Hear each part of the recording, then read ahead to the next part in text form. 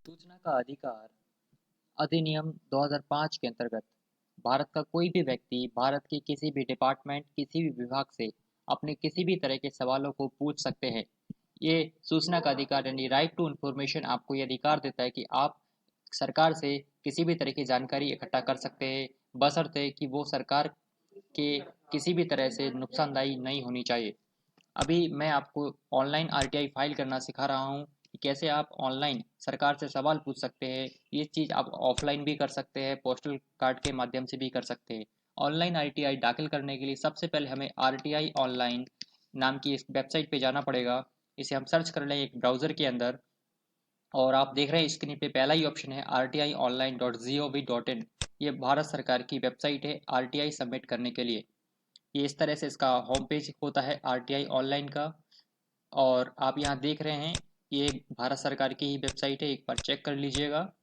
यहाँ पे आप ऊपर सेलेक्ट लैंग्वेज के ऑप्शन पे क्लिक करके इंग्लिश और हिंदी दोनों तरह से आरटीआई दाखिल कर सकते हैं। अभी हमें न्यू आरटीआई को सबमिट करना है, तो यहाँ पे एक ऑप्शन है होम बटन के बगल में, सबमिट रिक्वेस्ट। हम सबमिट रिक्वेस्ट पे क्लिक करते हैं तो यहाँ पे गाइडलाइंस दी गई हैं कि आरटीआई पोर्टल का यूज़ कैसे किया जाए। इन 20 गाइडलाइंस को आप पढ़ सकते हैं, और यदि नहीं पढ़ना चाहते हैं तो आप यहाँ पे पढ़ने के बाद I have read and understand the above guidelines पे टिक मारिए और सबमिट कीजिए। लेकिन ध्यान से इन्हें पढ़ लीजिए तो ज़्यादा अच्छा रहेगा। और यहाँ पे एक फॉर्म आता है आरटीआई रिक्वेस्ट लगाने के लिए। इस फॉर्म का नाम है ऑनलाइन आरटीआई रिक्वेस्ट फॉर्म। यहाँ पे सभी चीज़ें हमें भरना ज़रूरी है, जिन जिन पर स्टार लगा हुआ है रेड कलर का। ये फॉर्म इंग्लिश में है। अगर आप इंग्लिश में आरटीआई फाइल करना चाहते हैं तो इसे इंग्लिश रखेंगे, और आपकी जो क्वेश्चंस होंगे या जो भी आपको टेक्स्ट लिखना है वो सभी इंग्लिश में ही लिखना होगा। लेकिन यदि आप हिंदी में लिखना चाहते हैं तो यहाँ पे सेलेक्ट लैंग्वेज के बटन पे जाएंगे और हिंदी सेलेक्ट करेंगे, तो आपका ये online RTI request form Hindi में तब्दील हो जाता है। और यहाँ लिखा हुआ है ऑनलाइन आरटीआई अनुरोध प्रपत्र। अभी देखिए यहाँ पे सभी चीज़ें हैं, और सबसे पहला ऑप्शन है हमारे पास कि मंत्रालय, विभाग या शीर्ष निकाय का चयन करें, यानी कि डिपार्टमेंट का चयन करें। तो यहाँ पे हम डिपार्टमेंट सेलेक्ट करना पड़ेगा कि हम कौन से डिपार्टमेंट से सवाल पूछना चाहते हैं या जानकारी हासिल करना चाहते हैं। तो यहाँ पे सभी डिपार्टमेंट्स की नेम उपलब्ध हैं, नाम है। यहाँ पे आप चीज़ें देख सकते हैं। साथ ही साथ यदि आप यहाँ चयन नहीं कर सकते हैं तो यहाँ ऊपर देखेंगे लोक प्राधिकारी को खोजें। यहाँ पे आप डिपार्टमेंट का नेम लिख के भी उसको सर्च कर सकते हैं। फिलहाल मैं चयन करता हूँ और यहाँ मेरे डिपार्टमेंट यानी कि जो विभाग है, मंत्रालय है, वो है स्वास्थ्य और परिवार कल्याण मंत्रालय। मैं इस स्वास्थ्य और कल्याण मंत्रालय परिवार से जानकारी लेना चाहता हूँ तो उसको सेलेक्ट करूँगा। उसके बाद दूसरा ऑप्शन है लोक प्राधिकारी का चयन करें।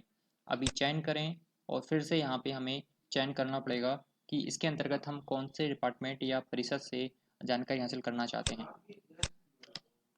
तो इस तरह से आप गूगल इंडिक टूल पे अपनी आरटीआई लिख लीजिए। उसके बाद कॉपी पेस्ट मार के यहाँ पे डाल दीजिए। अभी मैं अपने फॉर्म में मेरा नाम डाल देता हूँ, उसके बाद जेंडर, देन अपना पता। तो पता तो हमारा इसमें हमें लिखना पड़ेगा।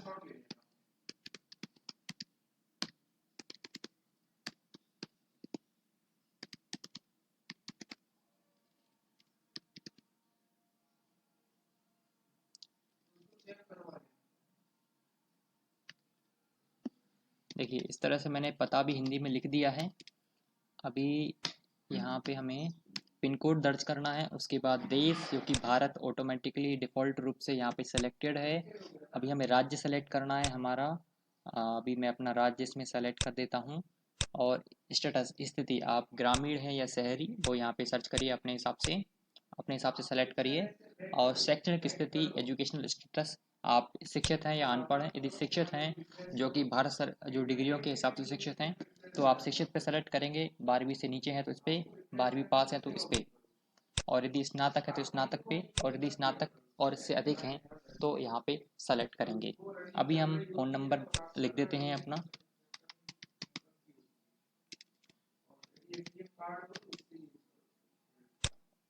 उसके बाद आता है अनुरोध का ब्यौरा, जिसमें हमारा पहला ऑप्शन नागरिकता। यहाँ पे एक नोट लिखा हुआ है केवल भारतीय नागरिक ही आरटीआई अनुरोध का आवेदन कर सकते हैं। तो ऑलरेडी यहाँ पे भारतीय ही सिलेक्टेड है। क्या आवेदक गरीबी रेखा से नीचे का है? तो हमें सेलेक्ट करना पड़ेगा हाँ या नहीं। यदि आप नहीं सेलेक्ट करेंगे तो आपको पेमेंट करनी पड़ेगी, जो आरटीआई की जो फीस लगती है वो पेमेंट करनी पड़ेगी। और यदि आप हाँ सर हाँ करेंगे तो आरटीआई का आपसे जो 10 रुपये का फ़ीस लेता है वो फ़ीस आपको नहीं लिया जाएगा, यानी कि आप मुफ्त में आरटीआई दाखिल कर सकते हैं। लेकिन यहाँ पे कंडीशन है कि बीपीएल कार्ड की संख्या आपको दर्ज करनी पड़ेगी, यानी कि बीपीएल की जानकारी देनी पड़ेगी। फ़िलहाल मैं नहीं करता हूँ और आगे बढ़ता हूँ। और यहाँ एक नोट लिखा गया है कि कृपया 10 रुपये का आरटीआई शुल्क के रूप में जमा करें। तो हम शुल्क के रूप में जमा करेंगे, आगे मैं बताऊंगा कैसे करना है। और यहाँ एक नोट है, 3000 शब्दों तक की आरटीआई अनुरोध डाल सकते हैं। और यहाँ पे एक टिप्पणी भी लिखी गई है, वो आप देख सकते हैं। और यहाँ पे एक बॉक्स है जिसमें लिखा हुआ है आरटीआई अनुरोध के आवेदन के लिए पाठ। यहाँ पे अपनी आरटीआई को लिखना है कि हम क्या सवाल पूछना चाहते हैं। मैं अभी इसको कॉपी मार लेता हूँ क्योंकि मैंने ऑलरेडी लिखा हुआ है, और मैं इसे कॉपी कर लेता हूँ। और यहाँ अपने इस पार्ट बॉक्स के अंदर पेस्ट करूँगा और इस तरह से ये चला जाएगा। इस तरह से हम कर देंगे। और यहाँ पे समर्थनकारी दस्तावेज ज़रूरत नहीं है। और सुरक्षा कोड यहाँ पे कैप्चा है, हम इस कैप्चा को इसमें फिल कर देंगे 47। देखिए, और अंतिम में सभी चीज़ें चेक कर लीजिए एक बार, आपने सही भरा हुआ है तो यहाँ पे हम भुगतान करेंगे और ओके करेंगे।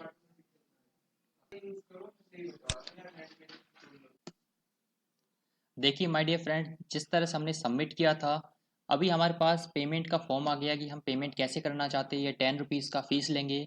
इंटरनेट बैंकिंग या डेबिट कार्ड, क्रेडिट कार्ड या रुपए कार्ड से हम कर सकते हैं, और अपनी बैंक सेलेक्ट करेंगे। इंटरनेट बैंकिंग के थ्रू मैं करना चाहता हूँ, और अभी मैं पे क्लिक करना हूँ।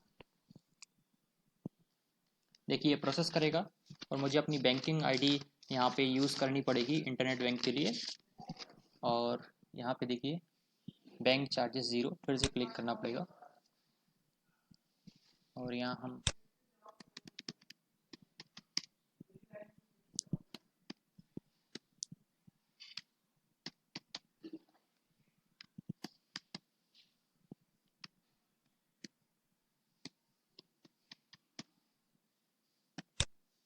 सभी डिटेल्स करने के बाद लॉगिन करेंगे हम। और इस तरह से ये आता है एक कंफर्मेशन, और हमें यहाँ कंफर्म करना होगा, फिर से दोबारा से कंफर्म करना होगा। और एक ओटीपी अपने मोबाइल पे आता है, हाई सिक्योरिटी पासवर्ड, जो आपके बैंक से रजिस्टर्ड होता है, वो यहाँ पे अपने को एंटर कर देना है। अभी देखिए,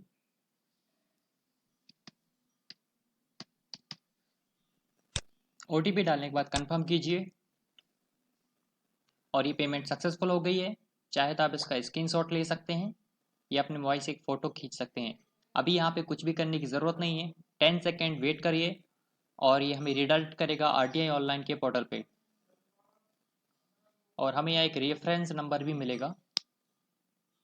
अभी ये प्रोसेस हो रहा है ट्रांजेक्शन, और हमें कुछ भी बैक बटन नहीं दबाना, रिफ्रेश नहीं करना है। पेमेंट होने के बाद कुछ इस तरह का मैसेज मुझे आया कि रिक्वेस्ट रजिस्ट्रेशन फेल्ड हो गया है। और यहाँ एक येस नो के लिए विकल्प है कि have you received RTI online registration number. तो मेरे पास मैं यहाँ नो करूँगा कि मेरे पास कोई भी रजिस्ट्रेशन नंबर नहीं हुआ है और मेरा पैसा डिडक्ट हो गया है। मैं यस करूँगा, और यहाँ पे प्रोसेस कर रहा है एक बार फिर से।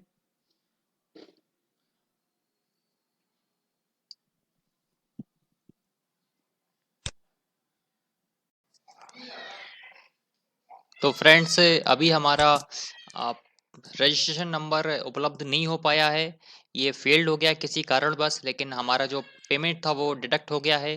कोई दिक्कत नहीं, हम दोबारा से हम इसको सबमिट कर देंगे।